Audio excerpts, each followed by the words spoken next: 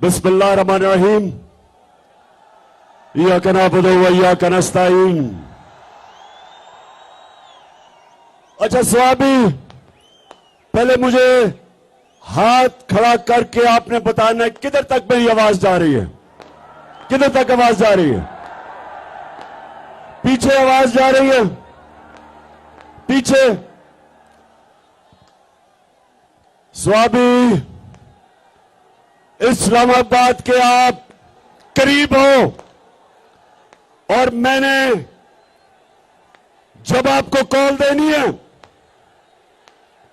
जब मैं आपको कॉल दूंगा, मैं अपने स्वामी के बाशऊर और दिलेर नौजवानों को, मैं सबको इस्लामाबाद में मिलना चाहता हूं। तैयार हो? हाथ खड़े करके मुझे बताओ कि इस मुल्क की हकीकी आजादी के लिए आप इस्लामाबाद आएंगे? हाथ खड़ा करके बताओ। और जो भी नहीं आ सकता इस्लामाबाद, वो स्वाबी में निकलेगा और बताएगा कि गुलामी नामंजूर, इंपोर्टेड हुकूमत नामंजूर। स्वाबी के नौजवानों, मैं सिर्फ आपको अपने मां बाप के दौर का बताना चाहता हूं। मैं आजाद पाकिस्तान में पैदा हुआ था। मेरे मां बाप गुलाम हिंदुस्तान में पैदा हुए थे। और जब हिंदुस्तान की हम गुलामी कर रहे थे, तो 2 दफा जब बरतानिया ने 2 जंगों के अंदर शिरकत की, पहली जंग अजीम और दूसरी जंग अजीम, तो स्वाबी के नौजवानों ये याद रखो, लाखों लोगों ने यहां से लड़े और अंग्रेज के लिए कुर्बानियां दी। लाखों लोग हिंदुस्तान से जाके अंग्रेज की जंगों में लड़े, लेकिन कभी उनको किसी ने नहीं पूछा, ना कभी इनका शुक्रिया अदा किया गया। अरबों रुपया जो यहां से इकट्ठा करके अंग्रेजों की जंग में लगा, किसी ने नहीं परवाह की, किसी ने शुक्रिया अदा नहीं किया, क्योंकि हिंदुस्तान गुलाम था। गुलामों की कोई इज्जत नहीं होती। और मुझे अफसोस से कहना पड़ता है कि जब अमेरिका की जंग हुई 9/11 के बाद और पाकिस्तान ने अमेरिका की जंग में शिरकत की, तो सबको आपको पता है कितने पख्तूनख्वा से लोगों ने कुर्बानियां दी अंग्रेज की जंग में, अमेरिकनों की जंग में। 80,000 पाकिस्तानियों ने कुर्बानियां दी। और यहां कबायली इलाके के लोग जो सारे पख्तूनख्वा के साथ अब पख्तूनख्वा का हिस्सा बन चुके हैं, कबायली इलाके के लोगों ने सबसे ज्यादा कुर्बानी दी। 35 लाख लोगों ने नकल मुकानी की। लेकिन क्या किसी ने पाकिस्तान का शुक्रिया अदा किया? क्या अमेरिका ने कहा कि शुक्रिया पाकिस्तान, आपने 80,000 अपने लोग कुर्बान कर दिए, हमारी फौज 3 गुना ज्यादा हमारी फौजियों ने कुर्बानी दी बनिस्बत जो अमेरिकन अफगानिस्तान में जिनकी जानें गई। किसी ने शुक्रिया अदा नहीं किया, बल्कि कई वहां से आवाजें उठी अमेरिका से कि पाकिस्तान की वजह से वो जंग नहीं जीत सके अफगानिस्तान में। तो पाकिस्तानियों, मेरे गयूर बाशऊर स्वाबी के नौजवानों, मेरे पाकिस्तानियों, ये याद रख लो कि गुलामों की कोई इज्जत नहीं होती। इसलिए इसलिए ये जो इंपोर्टेड हुकूमत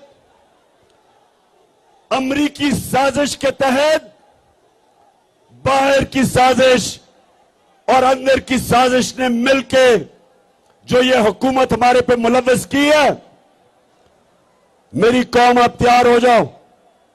हमने किसी सूरत अमरीकों के गुलामों को, चोरों और डाकुओं को हमने किसी सूरत तस्लीम नहीं करना। इसलिए आप सबने स्वाबी पास है इस्लामाबाद से, आप सबने आना है और मेरे साथ शिरकत करनी है और हमने इस इंपोर्टेड हुकूमत को पैगाम देना है।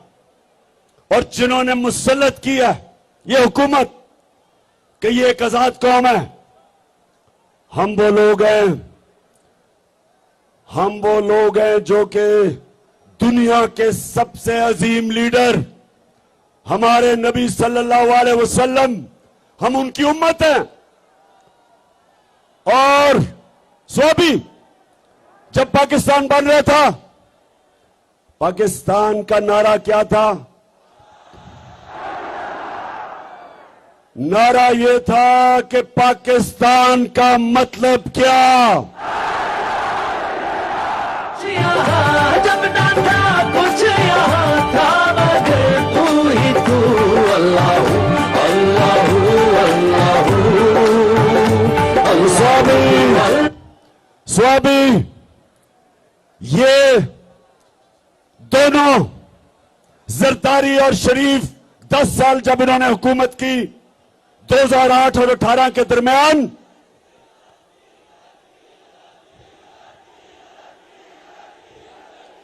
और ठीक कह रहे हो, शुक्रिया याद कराने का, डीजल इनके साथ फिट हुआ था।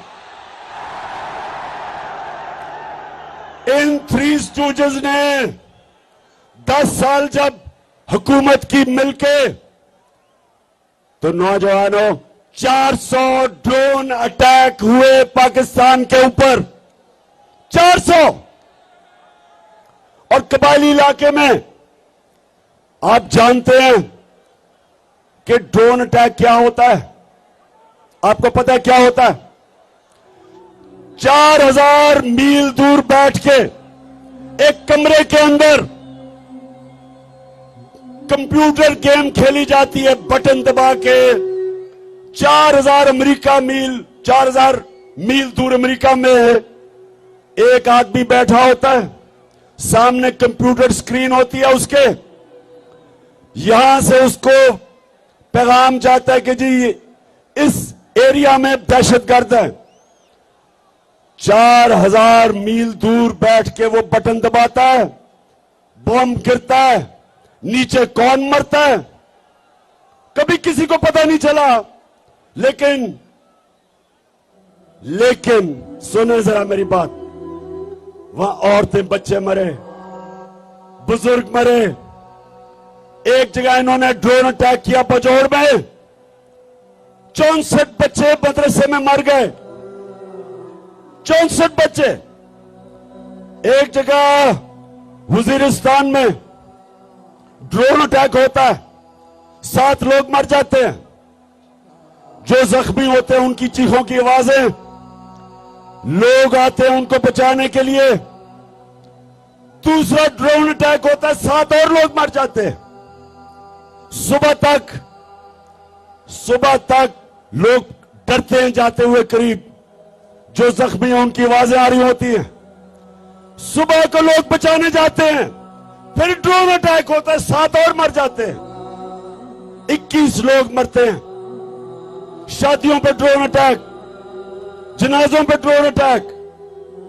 और आप जानते हैं कि एक दफा ना जरदारी के मुंह से एक आवाज निकली और ये गीदड़ नवाज शरीफ के मुंह से एक दफा अमरीकनों को उसने कहा, इनमें इतनी जरूरत नहीं थी कि अमरीकनों को कहते कि ये सारे इंसानी हुकूक के खिलाफ है, दुनिया का कोई कानून इजाजत नहीं देता कि आप फैसला करें मुजरिम कौन है और आप ही उसको कत्ल कर दें। जज, जूरी, एक्सिक्यूशनर, दुनिया का कोई कानून इजाजत नहीं देता। लेकिन इस मुल्क पे जिनके लिए हम जंग लड़ रहे थे, 400 ड्रोन अटैक हुए।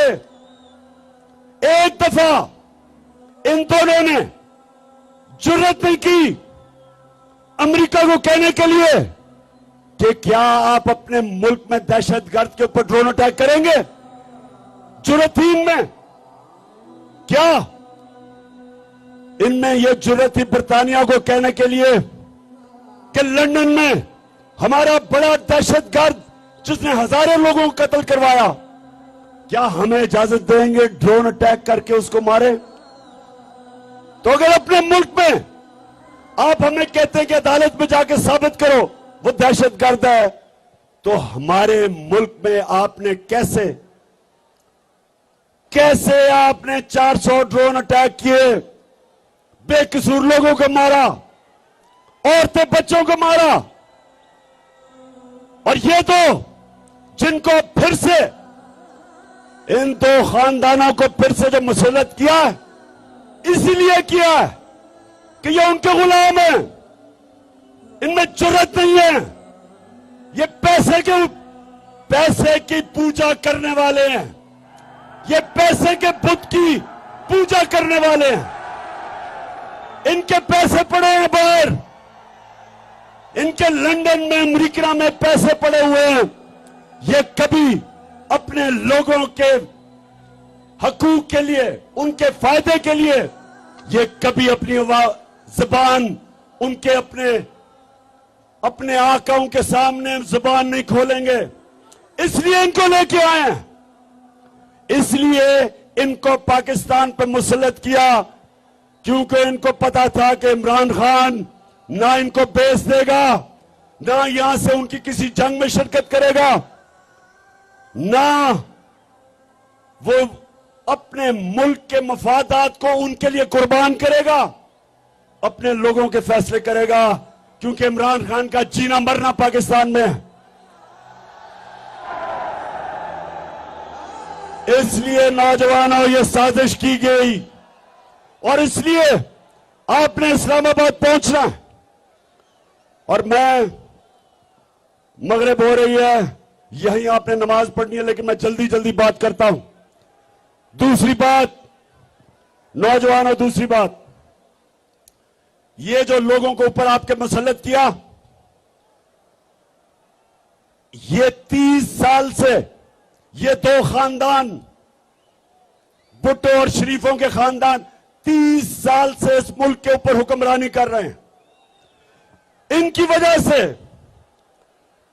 वजह से आज शहबाज शरीफ कहते हैं जी हम तो बेकारी हैं, इसलिए गुलाम हैं। और इनका एक और वजीर कहता है हम तो वेंटिलेटर पे हैं, हम तो अमेरिका की गुलामी करने पे मजबूर हैं। मेरे पाकिस्तानियों, ये आपके सामने ये वो लोग हैं जो दो बुतों की पूजा करते हैं।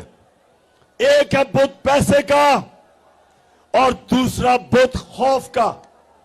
और यही मेरे नबी सल्लल्लाहु अलैहि वसल्लम ने मदीना में आके इन्हीं बुतों को तोड़ा था, खौफ के बुत को तोड़ा था, आजाद किया था। ला इलाहा इल्लल्लाह का मतलब हमें सिखाया था कि हम सिवाय अल्लाह के किसी के सामने नहीं झुकते।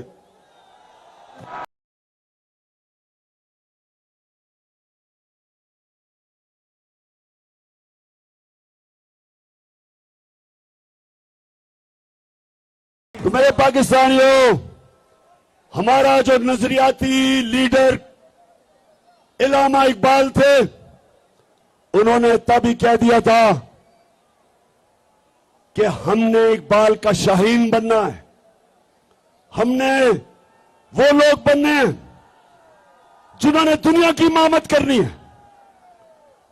अल्लाह ने इंसान के हाथ में यह चीज छोड़ दी है। कि वो या परवाज कर सकता है और वो या जमीन के ऊपर रेंग सकता है। अल्लाह ने कुरान में कहा है कि इंसान जब ऊपर जाता है तो फरिश्तों से ऊपर चला जाता है, और जब वो नीचे गिरता है तो जानवरों से नीचे चला जाता है। ये जो ऊपर बैठे हुए हैं ये जानवरों से नीचे चले गए हैं।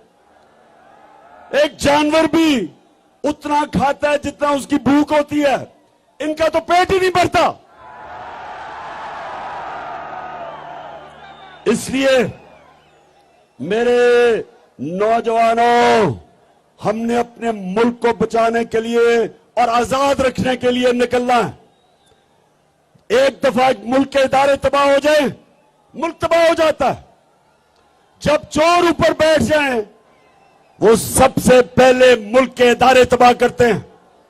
FIA आज हमारी आंखों के सामने तबाह हो रहा है। 2 उनके ऑफिसर जिन्होंने बड़ी मेहनत से शहबाज शरीफ और इसके बेटों के ऊपर 24 अरब रुपए के करप्शन के केस, मनी लॉन्ड्रिंग, नौकरों के नाम पे, चपरासियों के नाम पे अरबों रुपया जो उन्होंने पकड़ा, एक हार्ट अटैक से मर चुका है, डॉक्टर रिजवान मर चुका है, और दूसरा उसको भी हार्ट अटैक हुआ जो दूसरा ऑफिसर था। आज वो अपनी जिंदगी की जंग लड़ रहा है, और मैं इंशाल्लाह इस पे बताऊंगा कि वो कौन सी जहर इस्तेमाल की जाती है जो खाने में डालते हैं जिसकी वजह से हार्ट अटैक होता है। तो FIA तो तबाह हो गई, उसके ऊपर एक कातिल बिठा दिया, फैसलाबाद का कातिल जिसने 18 लोगों को कत्ल किया, राना सनाउल्लाह, वो बैठ गया ऊपर। अब यही FIA से वो होगा जो MQM ने कराची की पुलिस से किया था। 1996 में नसीरुल्लाह बाबर ने MQM के खिलाफ ऑपरेशन किया। 1997 में गवर्नमेंट चली गई पीपल्स पार्टी की, नवाज शरीफ आ गया, इसने MQM से समझौता कर लिया। MQM ने चुन चुन के एक एक पुलिस वाले को कत्ल किया जो ऑपरेशन में शामिल था, और आज तक मेरे पाकिस्तानियों, आज तक कराची पुलिस अपने पैर पे नहीं खड़ी हुई, रेंजर बुलाने पड़े हैं।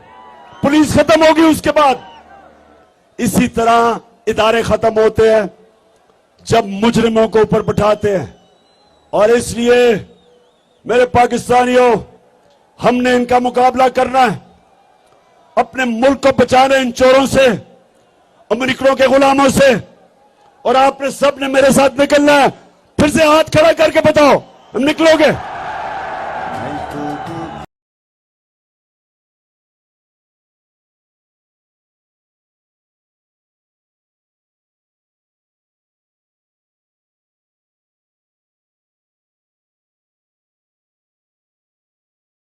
मेरे पाकिस्तानियों, एक चीज याद रख लेना, कौम के ऊपर अटैक हो जाए, बमबारी हो जाए, जापान के ऊपर एटम बम गिर गया, कौम फिर भी खड़ी हो जाती है, अपने पैर पर फिर भी खड़ी हो जाती है।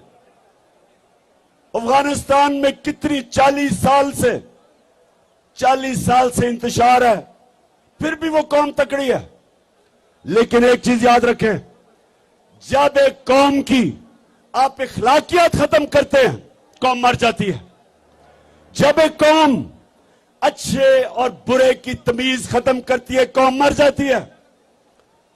कौम पहले इखलाकी तौर पे मरती है, फिर माशी तौर पे मरती है। तो जो ये लोग 60% कैबिनेट जमानत के ऊपर है, पाकिस्तान का ये जो क्राइम मिनिस्टर है, प्राइम मिनिस्टर नहीं, क्राइम मिनिस्टर है,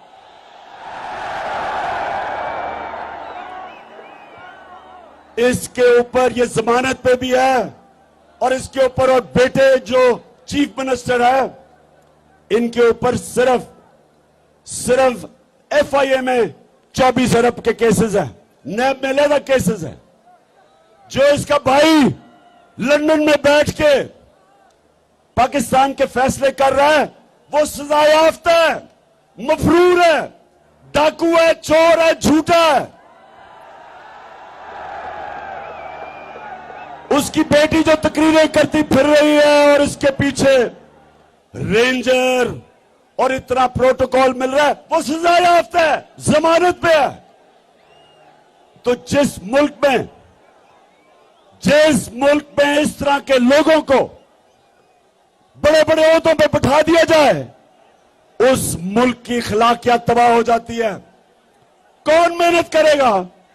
क्यों नौजवान 14 साल पढ़ाई करे, मेहनत सुबह से लेकर शाम तक मेहनत करे, जब चोरी में और करप्शन में पैसा बन जाता है, इससे कौमें तबाह होती हैं। चाइना जब उठा और आज दुनिया में सबसे तेजी से तरक्की कर रहा है, 450 वजीरों को उसने करप्शन में पकड़ा। पिछले 7 सालों में 450 वजीरों को करप्शन में पकड़ा। कोई कौम तरक्की नहीं कर सकती जब तक उसकी अखलाकियात ऊपर ना हो। इसलिए हमारे नबी सल्लल्लाहु अलैहि वसल्लम ने मदीना में अमर बिल मारूफ, उन्होंने अपनी कौम को कहा कि तुम हक और सच के साथ खड़े हो, तुम अच्छाई के साथ खड़े हो और बुराई और बातिल के खिलाफ जंग लड़ो। ये हुक्म है अल्लाह का, ये कुरान में है, अमर बिल मारूफ। इसके ऊपर एक माशरा खड़ा होता है। तो जब माशरे के बड़े बड़े ओहदे उसके बड़े बड़े मुल्क के मुजरिम ले ले, वो माशरे का कोई मुस्तकबिल नहीं है। इसलिए स्वाबी, आपने इस्लामाबाद पहुंचना है, आपने इस्लामाबाद पहुंचना है। ना आपने गर्मी देखनी है, ना आपने देखना है कि जनाब बारिश नहीं हुई, कोई फिक्र ना करें। हम दुनिया के सबसे अजीम लीडर मोहम्मद सल्लल्लाहु अलैहि वसल्लम के उम्मती हैं। हमें कोई खौफ नहीं है। अल्लाह कुरान में कहता है, जो लोग मान ले अल्लाह उनके खौफ दूर कर देता है। हमारे में कोई खौफ नहीं है। और हम इंशाअल्लाह इन चोरों को, इन गुलामों को, इनको इंशाअल्लाह कभी तस्लीम भी नहीं करेंगे। हम सिर्फ एक चीज चाहते हैं, इलेक्शन की डेट दो, इलेक्शन करवाओ, इलेक्शन करवाओ। हम चाहते हैं कि पाकिस्तान के लोग फैसला करें कि इस मुल्क की क़यादत कौन करेगा।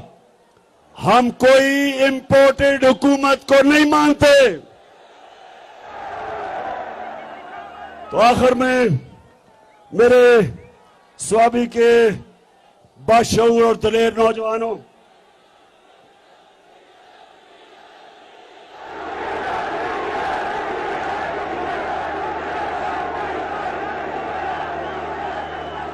डीजल ने भी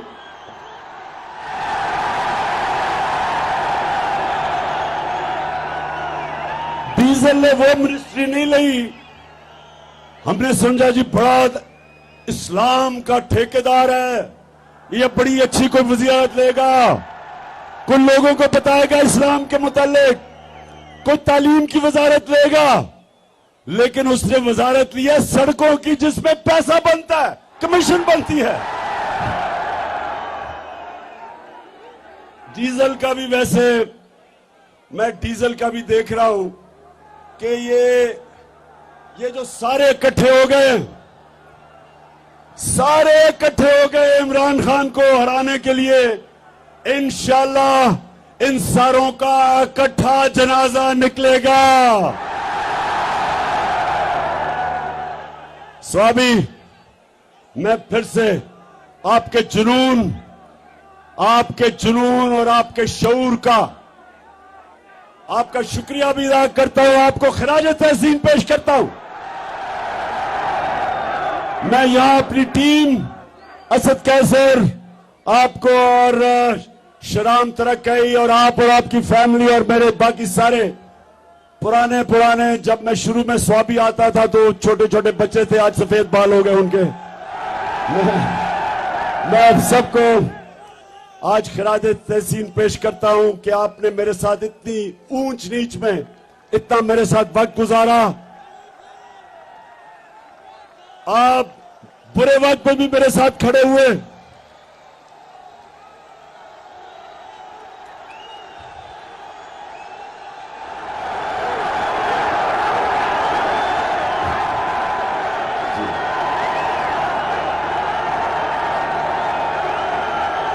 और एक और चीज मैं ये जरूर कहूंगा कि मैं आज सारे पाकिस्तान के सामने ये कह रहा हूं कि वैसे पख्तूनख्वा को मैं खास खिरादे तहसीन इसलिए पेश करता हूं,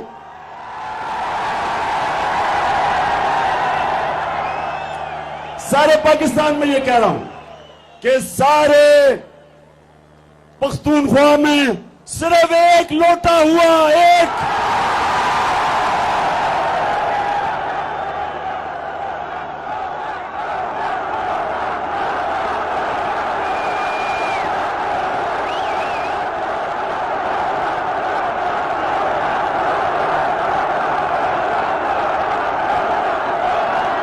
बड़ी बात है। इसका मतलब कि यहां वफादारी भी ज्यादा है, यहां ईमान भी ज्यादा है, या माशाल्लाह आपकी इखलाकियात भी ज्यादा है। हालांकि कल फैसलाबाद के लोगों को मैंने कहा, वैसे जिस तरह फैसलाबाद में कल लोग निकले हैं, मैंने कभी अपनी जिंदगी में इस तरह की जोश और जज्बा फैसलाबाद में नहीं देखा। लेकिन मैंने एक गिला किया फैसलाबाद से, मैंने एक गिला किया, मैंने कहा फैसलाबाद सबसे ज्यादा लोटे फैसलाबाद से निकले थे। और उन्होंने मेरे से वादा किया कि एक भी लोटा अगला इलेक्शन फैसलाबाद से नहीं जीतेगा इंशाल्लाह। अब सारे पाकिस्तान को पता है कि लोटे कौन थे, लेकिन इलेक्शन कमीशन को नहीं अभी तक समझ आ रही लोटों की। इलेक्शन कमीशन सारी दुनिया के सामने वो लोटे हुए हैं, लेकिन इलेक्शन कमीशन नुक्ते ढूंढ रहा है किसी तरह उनको बचाने के लिए। अगर आपसे बच भी गए, पाकिस्तान की आवाम से ये नहीं बचेंगे इंशाल्लाह। पाकिस्तान है ये, मेरा पाकिस्तान है, तेरा पाकिस्तान है ये, मेरा पाकिस्तान है।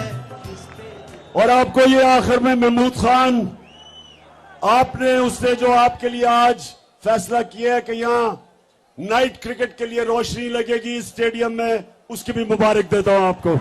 पाकिस्तान जिंदाबाद, पाकिस्तान पाइंदाबाद।